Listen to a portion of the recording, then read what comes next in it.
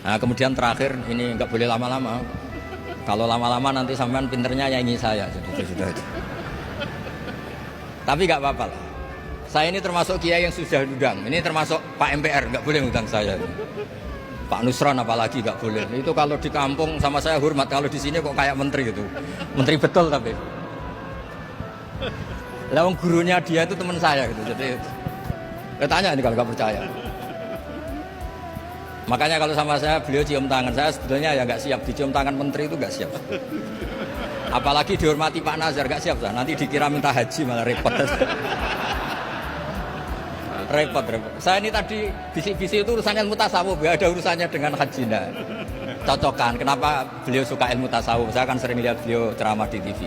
Katanya obat Gus obat. Orang kalau belajar tasawuf kan kepenak itu. Kayak wis ahli swarga kan kepenak di tasawuf itu kan memang. Sekarang saya cerita tentang ini karena bidang yang saya tekuni. Ada kitab tentang ulumul Quran namanya Al-Mufradat fi Gharibil Quran. Dikarang oleh Ar-Raghib Al-Asfihani. Ini kitab luar biasa. Di situ hanya cerita lafat-lafat per kata. Saya tadi sebelum kesini ngajar dulu di pondoknya Beki, Baitul Qurannya Pak Kures. Karena memang saya termasuk pengajar di sana. Artinya kalau saya sering ke situ, jangan iri. Memang saya termasuk pengajar di sana. Termasuk pengajar yang keren maksudnya. Keren itu artinya pakai referensi, bukan asal. Begini kata kitab itu. Rasulullah SAW itu kan punya nama Muhammad. Orang yang banyak sikapnya atau semua sikapnya terpuji. Termasuk ketika sebagai manusia. Sama lagi termasuk ketika sebagai apa? Manusia. Sebagai manusia aja Nabi gak pernah salah. Begini kata kitab itu. Nabi-nabi yang keren-keren itu, sama lihat di Ahaditsus Syafa'ah, itu masih egois. Ketika ada haulul mauqif, ada prahara mauqif, itu semua nabi bilang nafsi, nafsi, nafsi, nafsi. Ketika dimintai syafaat bilang nafsi, nafsi. Tapi Rasulullah SAW itu beliau ngendikan ummati, ummati. Dan beliau ketika dimintai syafaat, kata beliau, sudah, analah, saya bisa memberi syafaat. Kata beliau, fa'akhirru lillahi ta'ala sajidan fayaqulu li ya Muhammad irfa' ra'sa wasal tu'tah wasfa'tu syaffa'. Kayak apa hebatnya Rasulullah SAW? Umumnya para nabi melihat akhirat itu sudah akhir dari semua amal. Itu menurut Nabi Muhammad gak keren. Allah itu gak bisa didikte akhirat. Allah itu Tuhan, tetap yaf'alu ma yasha. Jadi gak bisa misalnya sudah akhirat orang nyuwun sewu terus tanya, ya Rasulullah ini sudah akhirat kok jenengan sujud bareng ini gimana? Ini sudah nggak darul amal tapi ini darul jaza. Tidak bisa. Akhirat nggak bisa dibatasi. Karena akhirat nggak bisa membatasi Allah, Nabi tetap dengan rileksnya minta sama Allah.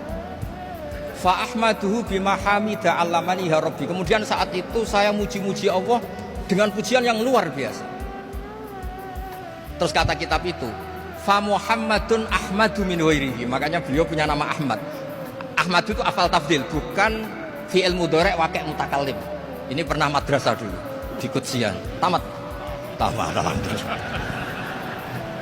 Beliau kalau di rumah hormatnya enggak kayak tadi, lebih dari itu. Tadi di sini pejabat sembrono ya di sini itu kelewat itu. Ya tapi enggak apa-apa itu. Tadi sudah dipuji, akhlaknya baik, apa-apa baik, alhamdulillah. Fa Muhammadun Ahmadu min ghairihi. Ketika para nabi gak bisa muji Allah di mahsyar, bahkan mereka itu nyuwun sewu egois, hanya mikir diri sendiri, nafsi-nafsi. Rasulullah Muhammad ini punya nyali untuk muji Allah dan tetap mengajukan permohonan apa? Syafaat. Makanya disebut fa Muhammadun Ahmadu min ghairihi. Sampeyan lihat di Bukhari, di Muslim. Fa Ahmadu fi mahamida 'allamani Rabbi. Tetap muji-muji Allah. Nah, bukti bahwa teori saya benar dan otoritatif adalah yang nggak bisa hilang di surga itu juga wiridan. Ketika kita masuk surga, apa kita kegiatannya? Da'wahum fiha subhanakallahumma wa tahiyyatuhum fiha salam wa akhiru da'wahum alhamdulillahi rabbil alamin. Nah, kemudian ini juga yang terus kemudian dinyatakan al-baqiyatus sholihat. Ini kalimat-kalimat yang abadi. Karena apa? Di dunia ya kita bilang subhanallah alhamdulillah, di akhirat bilang subhanallah. Kayak apa kerennya kita sebagai Bani Adam? Nah, makanya disebut alladzina yu'minuna bil ghaibi. Wong tidak melihat Allah, tidak melihat surga, tidak melihat neraka, tapi iman kita ini kayak iman sing musyahadah.